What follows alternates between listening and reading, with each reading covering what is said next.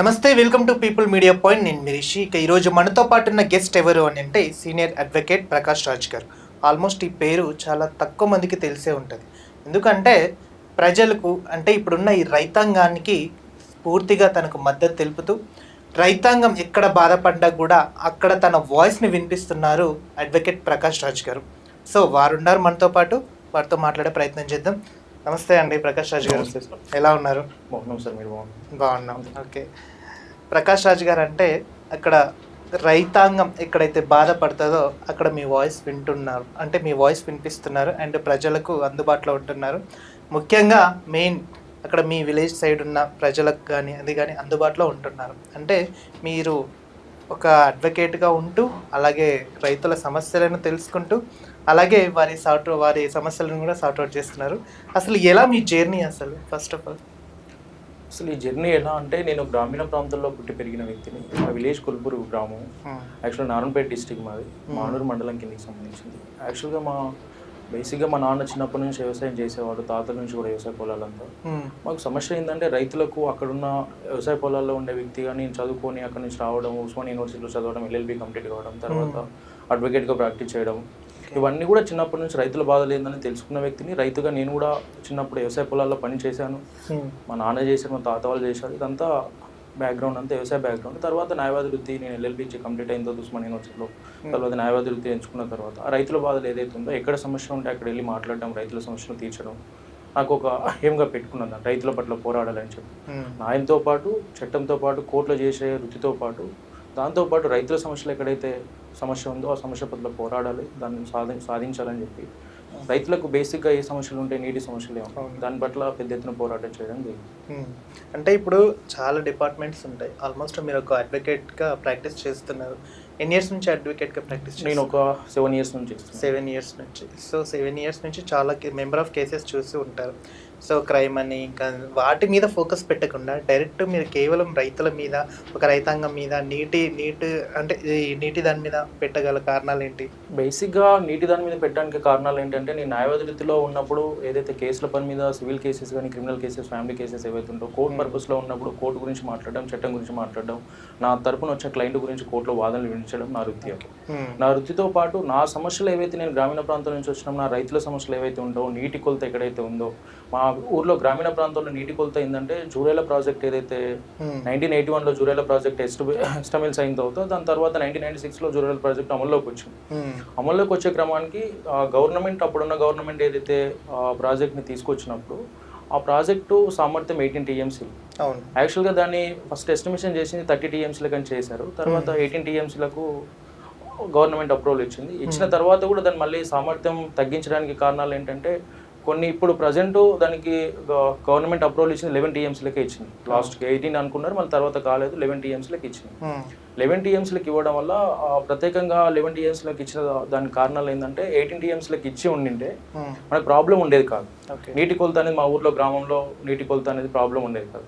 Actual 11 TMCలో ఇవ్వడం వల్ల కొన్ని గ్రామాలు, కర్ణాటకలో కొన్ని గ్రామాలు, 327 గ్రామాలు నష్టపోతున్నారు అక్కడ రైతులు అని చెప్పి, ఇక్కడ మా విలేజ్లోనే 15,000 ఎకరాలు నష్టపోతున్నారు నారాయణపేట డిస్ట్రిక్ట్ సంబంధించిన తెలంగాణ ప్రజలు అని చెప్పి అక్కడ కొన్ని గ్రామాలు నష్టపోతున్నాయని చెప్పి అప్పుడు గవర్నమెంట్ ఏం చేసిందంటే, దాన్ని 18 TMCల నుంచి 11 TMCలకు తగ్గించడానికి కారణం, అక్కడ నష్టపరిహారం చెల్లించలేక అక్కడ గవర్నమెంట్ చెల్లించాలన్నా ఇక్కడ గవర్నమెంట్ చెల్లించాలనే 2 ప్రభుత్వాల మధ్యలో వ్యతిరేకత రావడం వల్ల అది 11 TMCలకు వచ్చింది.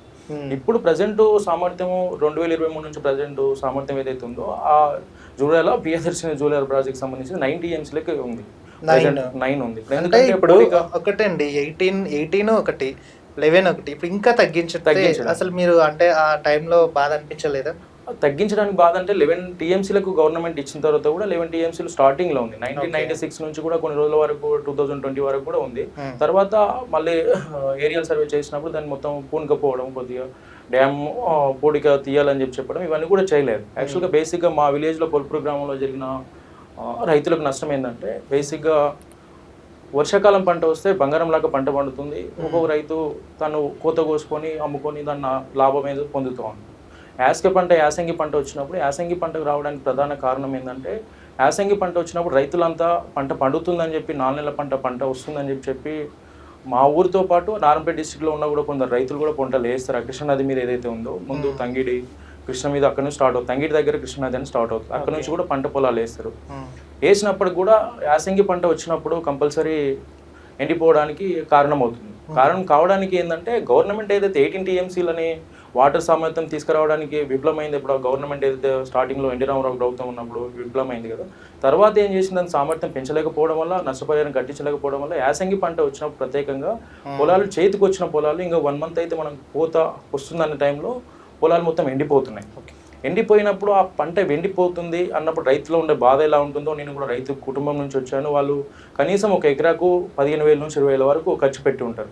ఒకరొకరు 10 ఎకరాలు 20 ఎకరాలు పంట పెట్టుబడి పెట్టి ఉంటారు. ఆ పెట్టుబడి పెట్టిన తర్వాత ఆ పెట్టుబడి కూడా రాలేని పరిస్థితిలో చేతికి వచ్చిన పంట, పొట్టుతో ఉన్న పంట చేతికి వస్తుంది ఇంకో 4 రోజులు అంటే దాని ముందు కల్లారా పంట ఎండిపోయినప్పుడు చాలా బాధాకరంగా అనిపిస్తుంది.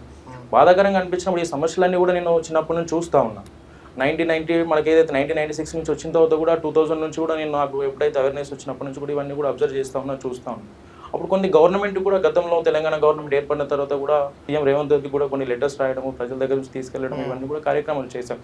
చేసిన తర్వాత అక్కడ ఉన్న లోకల్లో మండల లెవెల్లో లీడర్లకు కానీ కలెక్టర్ వాళ్ళందరూ కూడా లెటర్లు ఇవ్వడం జరిగింది. అయినప్పుడు కూడా గవర్నమెంట్ అప్పుడు పెద్ద ఎత్తున పట్టించుకోకపోవడం వల్ల అది కాకపోవడం వల్ల రీసెంట్గా ఎవరైతే ఇప్పుడు ఉన్న మంత్రి ఎవరైతే వాక్టి శ్రీహరి అని చెప్పి మంత్రి ఎవరైతే ఉన్నారో, మంత్రి ఎమ్మెల్యే కాకుండా ముందు మా ఊరికి ప్రచారం కోసం విలేజ్కి వచ్చాడు.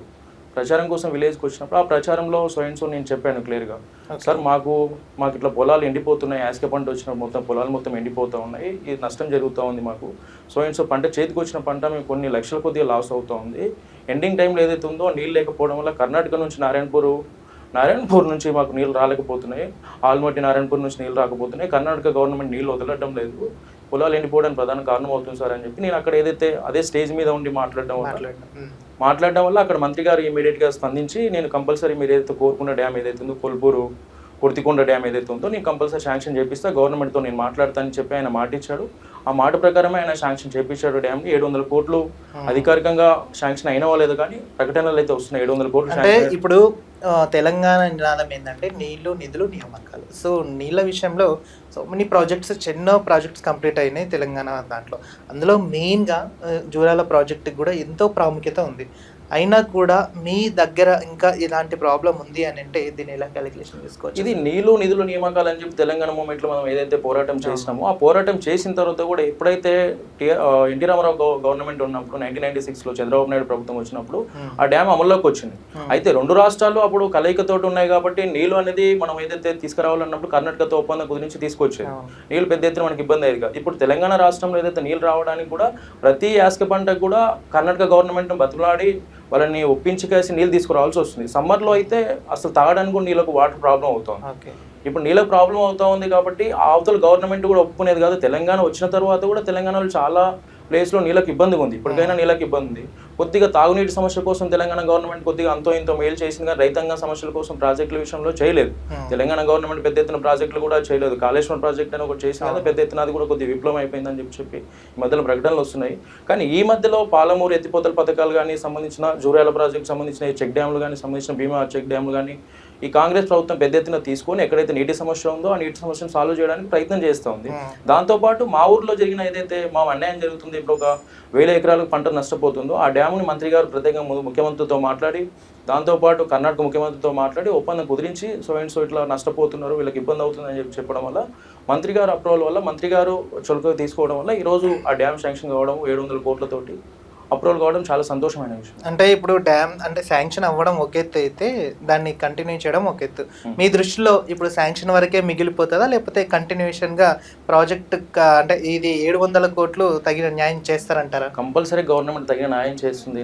నేను ఒకటి చెప్పేది ఏంటంటే గవర్నమెంట్ చేస్తుందా చేయదనేది పక్కన పెట్టేస్తే గవర్నమెంట్ చేయాలని చెప్పే మంత్రి గారు ఆల్రెడీ 700 కోట్లు శాంక్షన్ అయ్యింటే వితిన్ ఆయన 3 months లోపలనే ఎప్పుడైతే యాసక పంట మొన్న వచ్చినప్పుడు ఇంతకుముందు మేము చెప్పినప్పుడు కూడా ఆయన బాధ అర్థమైందో లేదో తెలియదు, కానీ మొన్న పంటలు చేతికి వచ్చినప్పుడు ఎండిపోతున్నాయి పంటలు ఎండిపోతుంటే ఆ టైంలో మంత్రి గారు వచ్చి ప్రత్యేకంగా విజిట్ చేయడం, చూడడం ఏదైతే జరుగుతుందో ఇమీడియట్గా పైకి గవర్నమెంట్ కర్ణాటక ప్రభుత్వంతో మాట్లాడిన తర్వాత అక్కడ ఉన్న మంత్రి గారు ఎవరైతే ఉన్నారో ముఖ్యమంత్రి కానీ మంత్రులు కానీ ఇమీడియట్గా కొన్ని నీళ్ళు ఇప్పటికైతే వదలండి, ఈ పంటలు ఎండిపోతున్నాయని చెప్పి మొన్న యాసక పంటలు కూడా నీళ్ళు వదిలిపించారు. మంత్రి గారు వెళ్ళి మాట్లాడడం వదిలిపించారు. ఇప్పుడు ఇంకోటి ఏంటంటే 100% కూడా కర్ణాటక గవర్నమెంట్ తెలంగాణ గవర్నమెంట్ మధ్య ఇద్దరి మధ్యలో జరుగుతుంది కాబట్టి కంపల్సరీ ప్రాజెక్ట్ అయితే విజయవంతంగా అవుతుంది. ఎందుకంటే కొర్తికొండ అనేది ఆ విలేజ్ వేరే విలేజ్, కర్ణాటక సంబంధించిన కొర్తికొండ విలేజ్, కొల్పూర్ విలేజ్. డ్యామ్ నీళ్ళు కృష్ణానది అనేది ఏదైతే ఉందో కాలువ అవతల కాలువ యువతలు అన్నట్టు, నదిలో అవతల సైడ్ కర్ణాటక, యువతల సైడ్ కొల్పూర్ విలేజ్. ఈ రెండు దాంట్ల మధ్యలో ఉన్నాయి కాబట్టి ఈ రెండు దాంట్ల మధ్యలో రెండు గవర్నమెంట్లు ఒప్పుకొని చేస్తూ ఉన్నాయి. 700 కోట్లు శాంక్షన్ చేసి 700 కోట్ల మధ్యలో ఇంకోటి భీమా, దాని ముందుగా మాకు భీమా నది ఒకటి వస్తుంది. దానిపైన తంగిడి దగ్గర ఒక చెక్ డ్యామ్ ఏర్పాటు చేశారు, ఇక్కడ ఒక చెక్ డ్యామ్ ఏర్పాటు చేశారు. ఈ రెండు చెక్ డ్యామ్లు ఏర్పాటు చేయడం వల్ల మనకు యాసక పంట వచ్చినప్పుడు నీళ్ళని కొద్దిగా నిల్వ చేసుకుంటాం కాబట్టి మనకు ఎలాంటి ప్రాబ్లం ఉండదు. దాన్ని కూడా ఇప్పుడు 1.8 టీఎంసీ కొర్తికొండ కొల్పూర్ మధ్యలో టీఎంసీ 1.8 టీఎంసీ నీటి సామర్థ్యం ఉండాలని చెప్పి దాన్ని శాంక్షన్ చేశారు. Right sir. ఇప్పుడు మీరు ఆల్మోస్ట్ రైతాంగంకి ఏదైనా ప్రాబ్లం ఉంది అంటే నీళ్ళ విషయంలో మీరు మాట్లాడుతున్నారు. మరి మీ ఫ్యామిలీ సపోర్ట్గా ఉంటుందా? ఎందుకంటే ఎందుకు ఇవన్నీ అవసరమా, అడ్వకేట్గా నీ పని ఏదో నీ వృత్తి ఏదో నువ్వు చేసుకోవచ్చు కదా అని చెప్పేసి కూడా అంటారు కదా కొంతమంది. అట్లా ఏమన్నా జరిగింది? విలేజ్ లో జరిగేది విషయం ఏంటంటే, నేను ఒక న్యాయవాదిగా ఉన్నప్పుడు కోర్టులో వాదించడానికి చట్టం ఏ విధంగా పనిచేస్తుందో, ఎట్లా పనిచేస్తుందని చట్టం ప్రకారం నేను మాట్లాడతాను.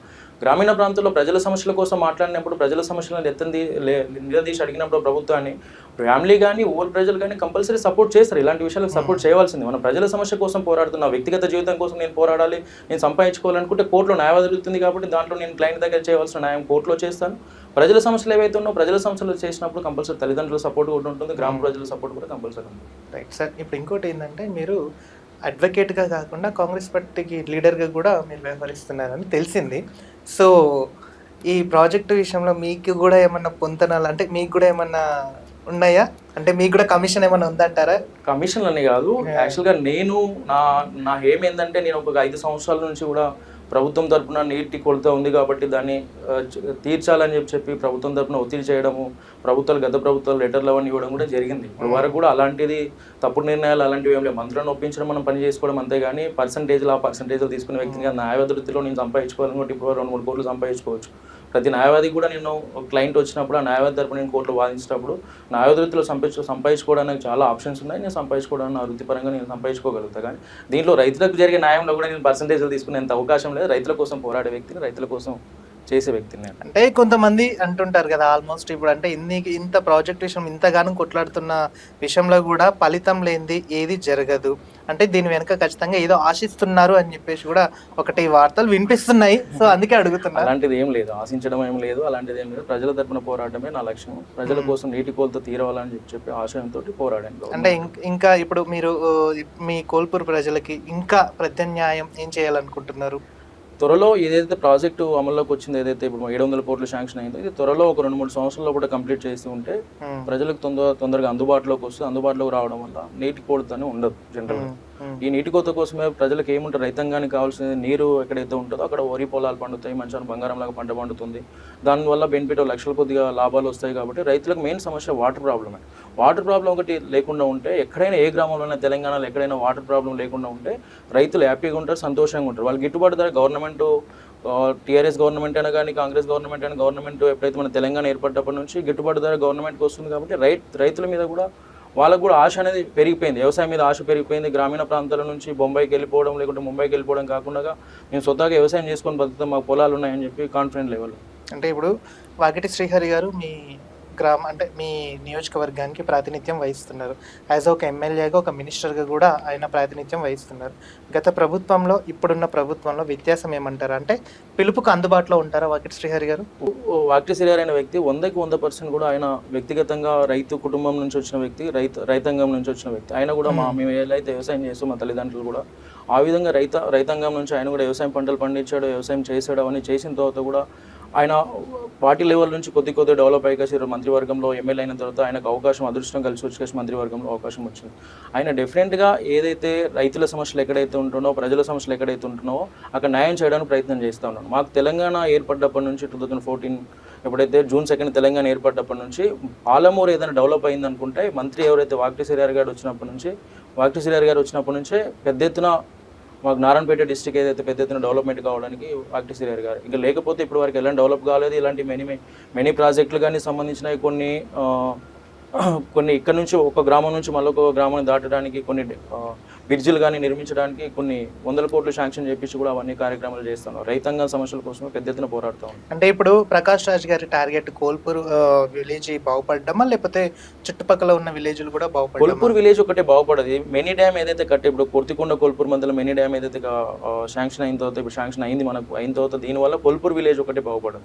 కోల్పూర్ విలేజ్ బాగుపడాలనుకుంటే కోల్పూర్లో 1500 ఎకరాలకు నీటి సరఫరా వస్తుంది. దానివల్ల మనకి ఎందుకంటే అప్పుడు గవర్నమెంట్, టీడీపీ గవర్నమెంట్ ఉన్నప్పుడు ముడుమాల ఎత్తిపోతల పథకం అని చెప్పి కొన్ని ఎత్తిపోత పథకాలు వాటర్ ఇక్కడ నుంచి వేరే దగ్గర కృష్ణానది నుంచి దూరం ఉన్న పొలాలకు అందుబాటులో తీసుకొచ్చారు. ఇప్పుడు దానికి నీళ్ళు లేకపోతున్నాయి కాబట్టి దీంతో పాటు కొన్ని డ్యాములు కూడా పక్కల అంటే ఎత్తిపోతల పథకాలు కూడా కొన్ని పక్కన ఉన్నాయి. ముడుమాల ఎత్తిపోతల పథకం కానీ, కోల్పూర్ ఎత్తిపోతల పథకం, మురాలదొడ్డి ఎత్తిపోతల పథకం కానీ, ఎక్కడైతే తంగిడి నుంచి కోల్పూర్ వరకు నీటి కొలత లేకుండా తాగడానికి కానీ, తాగునీటి కానీ ఎలాంటి కొలత లేకుండా ఈ డ్యామ్ ఎస్టాబ్లిష్ అవుతుంది. కోల్పూర్ ప్రజలకు ఒకటే బెనిఫిట్ కాదు, దీనివల్ల కొన్ని ఒక 50 నుంచి 60 గ్రామాల ప్రజలకు బెనిఫిట్ అవుతుంది. మన రేవంత్ రెడ్డి గారు వచ్చి దీని మీద సమీక్ష నిర్వహించారు. ఆల్మోస్ట్ 700 కోట్లు శాంక్షన్ చేసినట్టు చెప్తున్నారు. సో మరి ఎప్పుడు స్టార్ట్ చేసే అవకాశం ఏమన్నా ఉందంటారు? రేవంత్ రెడ్డి గారు June 4th వచ్చారు. ఏరియల్ సర్వే అని చెప్పి ఎక్కడ ఎస్టాబ్లిష్ చేయాలి 700 కోట్లతోటి కార్యక్రమం ఎక్కడ స్టార్ట్ చేయాలని చెప్పి 700 కోట్లతో అంటే ఏరియల్ సర్వే అని చెప్పి హెలికాప్టర్లో వచ్చి చూశాడు. చూసిన తర్వాత అక్కడ ఉన్న ప్రజలు కూడా పెద్ద ఎత్తున ఆశీర్వదించి ఆయనను చూసి కింది నుంచి విజిల్ వేయడం, ఆయన మాకు పని అవుతుంది రైతంగా అని బాధ ఏందో తెలుసుకున్నాడు రేవంత్ రెడ్డి అని చెప్పి సంతోషపడాడు.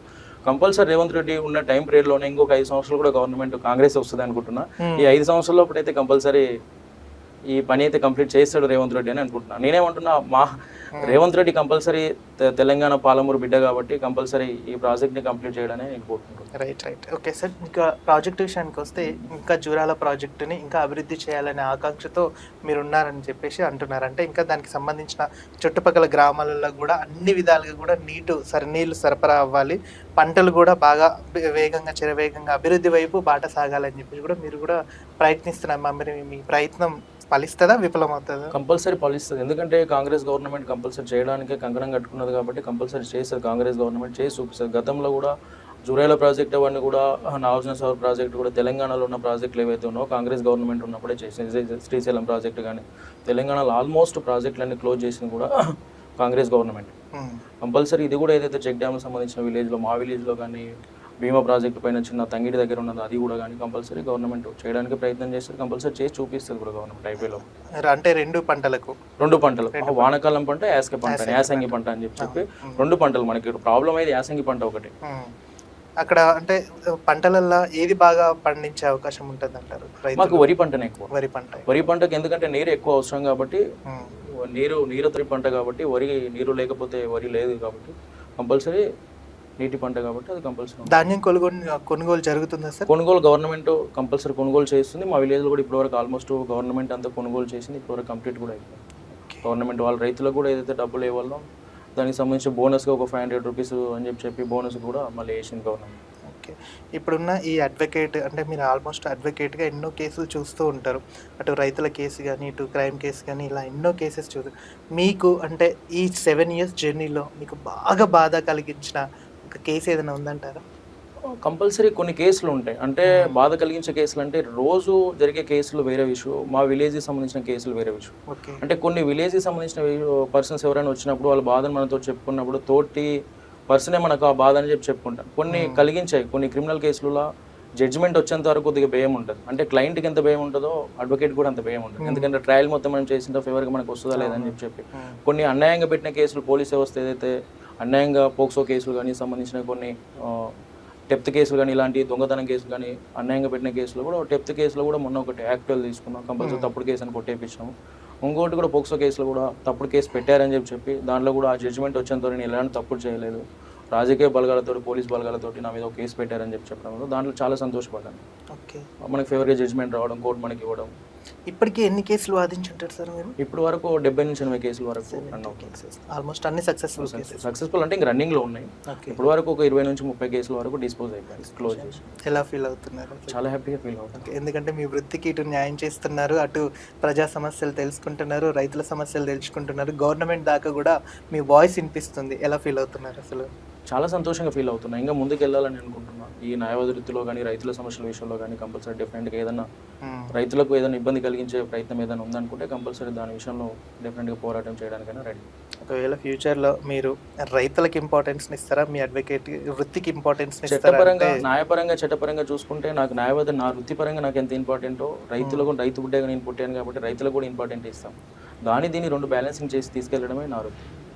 రైతులకు ఎలాంటి సమస్యలు వచ్చినా కూడా కంపల్సరీ డెఫినెట్గా స్పందించి ఆ సమస్యను సాల్వ్ చేసే ప్రయత్నంగా ప్రభుత్వంతో కొట్లాడడము చేయించుకోవడం ఆ ప్రయత్నాలు చేస్తాం. సార్, ఇప్పుడు ఓవరాల్గా నారాయణపేట డిస్టిక్లో సో మెనీ విలేజెస్ ఉంటాయి. సో ఇలాంటి ప్రాబ్లమ్స్ ఇంకా అన్ని విలేజ్లోనే ఉంటాయా? ఒకవేళ ఉంటే దానికి ప్రత్యామ్నాయం ఎలా చేయబోతున్నారు? మీ టీం ఏమైనా ఉందంటారా? ఒకవేళ లేకపోతే ఎలాంటి రైతుల దగ్గరికి వెళ్ళి మీరు ఆ సమస్యను ఎలా సార్ట్అవుట్ చేయాలనుకుంటున్నారు? ఇప్పుడు ఏదైతే మా విలేజ్లో సంబంధించిన సమస్య ఏదైతే షార్ట్అవుట్ చేసి మినీ డ్యామ్ ఏదైతే తెచ్చుకోవడానికి ప్రయత్నం చేసామో అది సక్సెస్ఫుల్గా అయిపోయింది. మా దగ్గరికి అప్రోచ్ అయ్యి సో ఇట్లా సమస్య ఉంది రైతుల పట్ల అని చెప్పి పేపర్ స్టేట్మెంట్ కానీ న్యూస్లో కానీ సో ఇక్కడ వచ్చిందని చెప్తే కంపల్సరీ ఆ సమస్య పైన అప్రోచ్ అయ్యి రైతులకు ఏదైతే సమస్య జరిగిందో అక్కడ ఏదైతే నీటి కొలత కానీ లేకపోతే ఇంకో విధంగా కానీ రైతులకు కానీ ఇబ్బంది అవుతుంది, ప్రభుత్వం కొన్ని భూములు తీసుకుంటుంది అక్రమంగా అని చెప్పి ఏదైనా జరిగిన అలాంటి కార్యక్రమాలను చేసిన తప్పుడు స్టేట్మెంట్లు కానీ తప్పుడు కానీ ఏమైనా జరిగినా రైతుల పట్ల ఏదైనా అండగా నిలబడాల్సి వస్తే కంపల్సరీ నిలబడతాం. దాంతోపాటు చేయడానికి కూడా మేము రెడీగా ఉన్నాం. నాతో పాటు నాకు సంబంధించిన వ్యక్తులు కానీ న్యాయవాద వృత్తిలో ఉన్న వ్యక్తులు కానీ నా ఫ్రెండ్స్ కానీ మా టీం కానీ కంపల్సరీ రెస్పాండ్ అయ్యి ఎక్కడైతే ఉందో ఆ సమస్యను షార్ట్అవుట్ చేసి క్లోజ్ చేయడానికి ప్రయత్నం. అంటే ఇక్కడ రాజకీయ పరంగా మీకు కూడా టచ్, అంటే రాజకీయ నాయకుల సపోర్ట్తో ఏమైనా వెళ్తున్నారా, లేకపోతే ఓన్లీ మీ పరంగా మాత్రమే గవర్నమెంట్ని ప్రశ్నించదలుచుకున్నారా? గవర్నమెంట్ని ప్రశ్నించదగ్గదు అంటే గవర్నమెంట్ ఇప్పుడున్న గవర్నమెంట్ ఏదైనా తప్పు చేసి ఉంటే కూడా గవర్నమెంట్ కూడా ప్రశ్నించడానికి కూడా రెడీగా ఉన్నాం. దాంట్లో తప్పేం లేదు. గవర్నమెంట్ మన సానుకూలంగా రైతులకు స్పందిస్తే కంపల్సరీ మనం కూడా గవర్నమెంట్కి సపోర్ట్గా ఉంటాం. గవర్నమెంట్ కూడా తీసుకోవడానికి రెడీగా ఉన్నాం. ప్రాబ్లం. కానీ గవర్నమెంట్ ఏదైనా వ్యతిరేకంగా రైతులకు చేస్తే గవర్నమెంట్ ప్రశ్నించడం కానీ అలాంటివి కంపల్సరీ జరుగుతాయి. లైక్ చేయండి, షేర్ చేయండి, సబ్స్క్రైబ్ చేయండి. మరిన్ని వీడియోల కోసం బెల్ సింబల్ పై క్లిక్ చేయండి.